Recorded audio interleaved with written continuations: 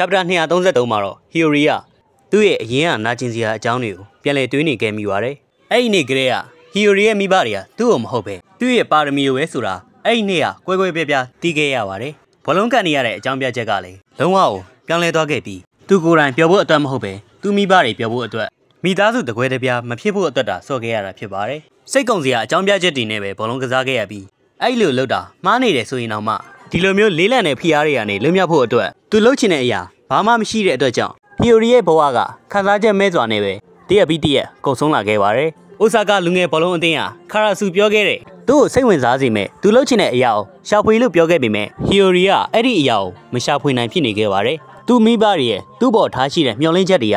ကျင်းစာတစ်ခုလိုမျိုးဖြစ်နေခဲ့တဲ့အတွက်ကြောင့်အဲ့ဒီအရာတွေကတတ်တာဖို့အတွက်သူ့ရဲ့မိဘတွေစီကနေအဝေးဆုံးကိုထွက်သွားဖို့အတွက်ဘလူးလော့လာခဲ့တာကသူ့အတွက်တခုရဲသောရွေးချယ်ချက်ဖြစ်ခဲ့ပါတယ်။နာကျင်စရာတွေနဲ့ပြည့်နှက်နေတဲ့သူ့ရဲ့နေအိမ်စီကိုပြန်မသွားချင်ဘူးဆိုတဲ့အတ္တတစ်ခုတွေနဲ့ပဲဘလူးလော့မှာအသက်ဆက်ရှင်ခဲ့ပြီးအခုချိန်ဥပါနဲ့ရင်ဆိုင်ရတဲ့အချိန်မှာတော့အခြေအနေတွေကပိုပြီးတော့နန်းနေနေပါတယ်။ဘတ်ဆက်မန်ချင်းအတင်းရဲ့ခံစစ်ကိုတဖြည်းဖြည်းကြော်ဖြတ်ရင်းတခါမှမကြုံတွေ့ရဘူးတဲ့အခက်အခဲတွေကိုရင်ဆိုင်နေရပါတယ်။နောက်ပြီးဘာရိုးကလည်းအစွမ်းကုန်ကြိုးစားနေပြီးတော့ဘီရင်တစ်ပါးလိုအရှိကနေဥဆောင်နေခဲ့ရတယ်။ဘာရိုးစီမှာတကူကောင်းဆိုင်ယုံတယ်မဟုတ်ပဲလူတွေကိုသူ့ဘက်ပေါအောင်လုပ်နိုင်တယ်ထူးခြားတဲ့စွမ်းရည်လည်းရှိပါတယ်။တကူကောင်းဆန်ပြီးတော့ယူသွတ်တဲ့အပြင်ကမှတရွာလုံးရဲ့ချစ်ဆုံးလေးကကျွန်တော်ဖြစ်နေခဲ့ပါတယ်။ကမ္ဘာအကောင်ဆုံးတိုက်စစ်မှုတယောက်လိုအရေးချင်းနေနဲ့ဘာရိုးကအံ့ဩဖို့ကောင်းနေခဲ့ပြီး Hiyori စီမှာတော့အဲ့လိုမျိုးအတ္တတွေမရှိပါဘူး။ကမ္ဘာအကောင်ဆုံးဖြစ်ဖို့နေသာအိမ်မက်တွေတော့မရှိတဲ့ Hiyori ကသူ့လိုအနာဂတ်ကိုမြင်နိုင်ပြီးကမ္ဘာအကောင်ဆုံးဆိုတဲ့အိမ်မက်နောက်ကိုလိုက်နေတဲ့တစုံတယောက်ကိုရှာဖွေတွေ့ရှိခဲ့ပြီးအီဆာဂီကိုညံလေးပွေစီမဲ့တော့ချက်ကလည်းသူ့စီမှာရှိနေပါတယ်။နောက်ပြီးတော့အဲ့ဒီတော့ချက်က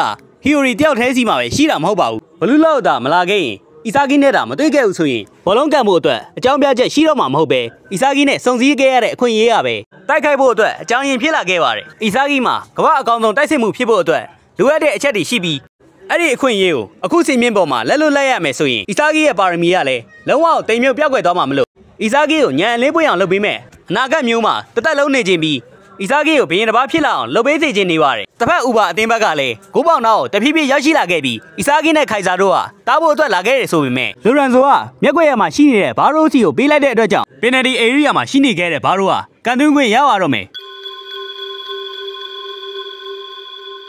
မင်းတို့တွေပဲမျက်လုံးပါတာမဟုတ်ဘူးကွာ။ပေးပို့လိုက်တဲ့ဘောလုံးကဘာရိုးစီကိုမရောက်ခင်မှာပဲ Hiyori ကတားလိုက်နိုင်ပြီးတခြားသူတွေရအောင်လုပ်ပေးခဲ့တဲ့အတ္တမဟုတ်ပဲကိုယ်တိုင်ရွေးချယ်ခဲ့တဲ့အဲ့ဒီအတ္တသူ့အနာဂတ်ကိုပို့ပေးမယ်တော့ချက်အတင်းနဲ့တံပြန်တိုက်စစ်စင်ဖို့လာနေခဲ့ပါပြီ။ဥပါအတင်းသားတွေကလည်း Hiyori ဖျက်ထုတ်နိုင်ခဲ့တာကိုမယုံနိုင်ဖြစ်နေခဲ့ကြပြီးအဲ့ဒီနေရာမှာ Hiyori မရှိခဲ့ဘူးဆိုရင်တော့ဒီပွဲကအဆုံးသတ်ပါပြီ။အီဆာဂီတောင်မမြင်နိုင်ခဲ့တဲ့နေရာကို Hiyori ကတားလိုက်နိုင်ပြီးလိုအပ်နေတဲ့ခန်းစစ်ပိုင်းအောင်ဖြည့်ပေးခဲ့ပါတယ်။ဆန်တိုကိုလည်းမတူညီတဲ့ဒရစ်ဘလင်းနဲ့ကြော်ဖြတ်သွားပြီးနီကိုကဖျက်ထုတ်ဖို့လုပ်တဲ့အခါမှာအီဆာဂီစီကိုလူပေးလိုက်ပါတယ်။ဂိုးပေါက်စီကိုတိတိကျကျမြင်မြန်ဆန်ဆန်နဲ့အီဆာဂီလိုတူညီတဲ့ပုံစံတွေကိုပုံဖော်ပြီးဂိုးပေါက်ရှိရအောင်အလင်းအမြန်သွားနေခဲ့ပါတယ်။အီဆာဂီရဲ့မျက်လုံးအသုံးပြုပုံနဲ့သူ့ရဲ့ဘောလုံး IQ နောက်ပြီးတော့ဓာတ်ရိုက်ကန်ချက်ဆိုတဲ့ထူးချွန်တဲ့စွမ်းရည်တွေအများပြားရှိပြီးတော့အဓိကစွမ်းရည်ကတော့သူ့ရဲ့ပြိုင်ဘက်တွေကိုဝါမြုပ်နိုင်စွမ်းပဲဖြစ်ပါတယ်။အကယ်၍အီဆာဂီသာဘလူးလော့ကိုမရောက်ရှိခဲ့ဘူးဆိုရင်အခုလိုအတ္တမျိုးလဲရှိမှာမဟုတ်ပါဘူး။အခုချိန်မှာအဲ့ဒီအတ္တကပဲသူ့ကိုကမ္ဘာအကောင်ဆုံးဖြစ်ဖို့ဖိအားပေးနေခဲ့တာဖြစ်ပြီးအဲ့ဒီတော့ချက်ကလည်း Hiyori စီမှာရှိပြီးတော့သူရဲ့ကောင်းအတစ်တယောက်ကိုမွေးဖွားပေးနိုင်ပြီးဘောလုံးသမိုင်းကြောင်းကြီးကိုလည်းပြောင်းလဲပေးနိုင်ပါတယ်။ Hiyori တယောက်တည်းကပဲအီဆာဂီရဲ့ငကိုစွမ်းရည်တွေကိုအတိမတ်ပြုပေးနိုင်ပြီးအခုချိန်မှာအဲ့ဒီအတ္တက Hiyori ကိုဘောလုံးကစားဖို့တွန်းအားပေးနေခဲ့ပါတယ်။ဥပါအသင်းသားတွေကိုလည်းဘာမှမဟုတ်သလိုလင်ခေါက်သွားခဲ့ပြီးအတ္တသမားတွေဆိုတာကဂိုးသွင်းတဲ့လူတွေကြည့်ဖြစ်ဖို့မလိုအပ်ပဲကစားပွဲတစ်ပွဲကိုပြောင်းလဲပေးပြီးလူပေးတဲ့သူတယောက်ကလည်းအတ္တသမားဆိုတာ Hiyori ကအီဆာဂီကြောင့်နားလည်ခဲ့ပါတယ်။နောက်ပြီးတော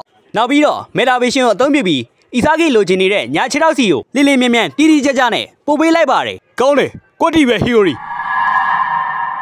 လူပေးမဲ့ဆိုတော့လူရန်ဆိုကခမန်းနိုင်ခဲ့ပြီးဒရိုက်ရှော့နဲ့လမ်းကန်တော့မဲ့အီဆာဂီကိုတားဖို့လုပ်ပါတယ်။အိမ်မက်မက်နေလိုက်လူရန်ဆိုဒါငါခတ်မှန်းထားသလိုပဲတမ်းပြီးကံမလို့နဲ့လူရန်ဆိုကိုလှည့်စားလိုက်ပြီးတကယ်တမ်းမှာတော့အီဆာဂီကံဖို့အတွက်ကြိုးစားနေတာဘယ်ဘက်ခြေထောက်နဲ့မဟုတ်ပဲညာဘက်ခြေထောက်နဲ့ဖြစ်ပြီးအယောင်ပြလိုက်တဲ့အကွက်ကို Hiyori ကပဲခမန်းနိုင်ခဲ့ပါတယ်။အဲ့ဒီလုံးဝငါအတွက်ပဲခမန်းနိုင်ခဲ့တာ Hiyori တင်မဟုတ်ပဲခိုင်စာကပါခမန်းနိုင်ခဲ့ပြီးဟာအီနာတကောင်လို့အီဆာဂီစီကနေလူယူဖို့ကြိုးစားနေပါပြီ။ခိုင်စာကိုလူယူခွင့်မပေးပဲဘယ်တိုက်ရိုက်ကန်ချက်နဲ့ကန်လိုက်တဲ့အခါမှာတော့ခိုင်စာအင်ဘက်နဲ့ထပ်သွားပြီးနှစ်ယောက်လုံးရဲ့ကန်ချက်ကပူပေါင်းသွားခဲ့ပါတယ်။ဒါပေမဲ့လည်းအာရီနဲ့ဘာလို့တားတာခံလိုက်ရပြီး Hiyori ရဲ့အမြင်မှာတော့အီဆာဂီပုံဖော်ခဲ့တဲ့ကိုကပြည့်စုံခဲ့တဲ့ဆိုပေမဲ့ခိုင်စာကအဲ့ဒါကိုကျော်လွန်ခဲ့ပြီးတစ်ဖက်ကဘာရိုးကလည်းမခတ်မှန်းနိုင်တဲ့ကန်ချက်မျိုးတားလိုက်နိုင်ခဲ့ပြီးအားလုံးက ပြီးပြည့်စုံစွာပဲကစားနေခဲ့ပါတယ်စင်ကွဲပြောင်းလဲမှုတွေကဒီပွဲမှာတော်တော်လေးကိုမြန်ဆန်လာခဲ့ပြီးဟီယိုရီနဲ့အီဆာဂီတို့ကတော့ခြေတလန့်နောက်ကျနေသေးပြီးဒီကစားပွဲကိုထိန်းချုပ်ဖို့အတွက်နောက်ထပ်တစ်ယောက်လိုနေသေးပါတယ်ဂိုးရနိုင်ဖို့ဆိုရင်တခုခုလိုအပ်နေသေးပြီး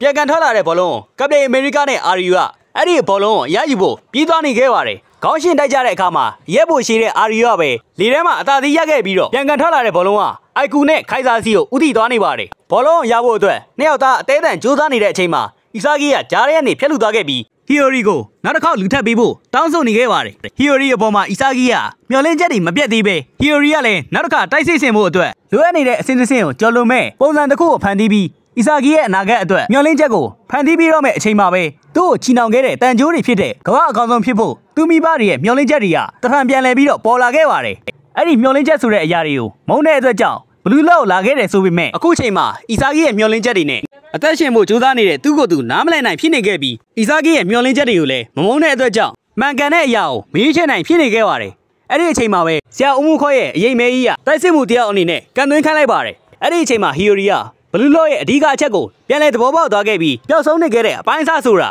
သူ့ရဲ့ကိုယ်ပိုင်ကံကြက်ဖြစ်လောက်မလားလို့တွေးနေခဲ့ပါတယ်ငါ့ကိုကြည့်ဟီယိုရီလူပေးလိုက်တော့သူ့ကိုဒီထိရအောင်သူ့မပေးခဲ့တဲ့အီဆာဂီနဲ့အသက်ဆက်ဆန်ကိုယ်တိုင်ကန်သွင်းခိုင်းတဲ့ဆရာဦးမှုခေါ်ရဲ့စကားတွေကြားမှာသူ့ရဲ့အနာဂတ်ကိုရွေးချယ်ရခန့်နေခဲ့ပြီးကိုယ့်ရဲ့ဘဝအသစ်ကိုစတင်ခြင်းနဲ့ဆိုရင်ကိုယ့်ကိုစိတ်လှုပ်ရှားစေတဲ့အရာကိုရှာဖွေဆိုတဲ့ခါရာဆုရဲ့စကားကိုဟီယိုရီကတတိယသွားခဲ့ပြန်ပါတယ်အဲ့ဒီအချိန်မှာတော့လုံးဝသဘောပေါက်သွားခဲ့ပြီးအခုချိန်ထိသူ့အနာဂတ်အတွက်ဘာမှဆုံးဖြတ်ချက်မချခဲ့ပဲသူ့ရဲ့မိဘတွေကိုသာအပြစ်တင်နေခဲ့ပြီးထွက်ပြေးခဲ့မိပါတယ်ဘောလုံးကစားရတဲ့အခွင့်အရေးဆုံးရှုံးသွားမှကိုကြောက်နေခဲ့ပြီးအဲ့ဒီအချိန်ကျရင်ဘသူမှသူ့ကိုမချစ်တော့မှမလို့ချင်တော့မှကိုဟီယိုရီကကြောက်နေခဲ့ပြီးတော့ဆုံးဖြတ်ခံရမှကိုကြောက်နေခဲ့မိတာဖြစ်ပါတယ်ထွက်ပြေးနေခဲ့ပြီးတော့မျောလင်းချက်မဲနေတဲ့သူ့ရဲ့ဘဝကိုပြန်သွင်းနေခဲ့မိပြီးတခြားသူတွေရဲ့မျောလင်းချက်တွေအကြောင်းပြချက်တွေနဲ့အသက်မရှင်တော့ပဲသူ့ရဲ့ကိုယ်ပိုင်မျောလင်းချက်တွေနဲ့အသက်ရှင်ဖို့ကြိုးစားရတော့တယ်ဆုံးဖြတ်ခံရလဲဖြစ်ပါစေတော့ဆိုပြီးသူသာဘောလုံးကန်ဖို့မွေးဖွားလာခဲ့တာဆိုရင်အခုကန်ချက်ကသူ့ရဲ့အနာဂတ်ဖြစ်လာလိမ့်မယ်ဆိုပြီးတော့ကိုယ်ပိုင်မျောလင်းချက်ကိုယ်ပိုင်ကန်ချက်နဲ့နာဂတ်အစ်စ်ကိုဟီယိုရီကပုံဖော်လိုက်ပါတယ်မမျောလင့်ထားခဲ့တဲ့ကန်ချက်ဖြစ်တာမလို့အားလုံးကလည်းတုံ့ပြန်ခြင်းမရပဲဂိုးစီကိုတွားနေခဲ့ပါပြီဟီယိုရီရဲ့မမျောလင့်ထားတဲ့ကန်ချက်ကိုစန်တိုကတားလိုက်နိုင်ခဲ့ပြီးနောက်ဆုံးမှာတော့ဟီယိုရီကလည်းသူ့ကိုယ်သူဘောလုံးကန်ဖို့မွေးလာတဲ့သူတယောက်မဟုတ်ဘူးဆိုတာနားလည်သွားခဲ့ပါတယ်ဒါပေမဲ့လည်းအီဆာဂီကတော့ဟီယိုရီလွဲသားခဲ့တာကိုသူအနိုင်ရဖို့အပိုင်းစားအနေနဲ့အီဆာဂီကတွေ့ရှိသွားခဲ့ပါတယ်ဒီနေ့ဗီဒီယိုကတော့ဒီလောက်ပါပဲဗီဒီယိုကိုကြိုက်နေတတ်တယ်ဆိုရင်တော့ကျွန်တော်ရဲ့ YouTube channel လေးကို like and subscribe လုပ်ခဲ့ပေးကြဖို့တောင်းဆိုချင်ပါတယ်အားပေးကြတဲ့သူတယောက်ချင်းစီတိုင်းကိုကျေးဇူးအထူးပဲတင်ရှိပါတယ်နောက်ထပ်အပိုင်းတွေမှာပြန်တွေ့ကြတာပေါ့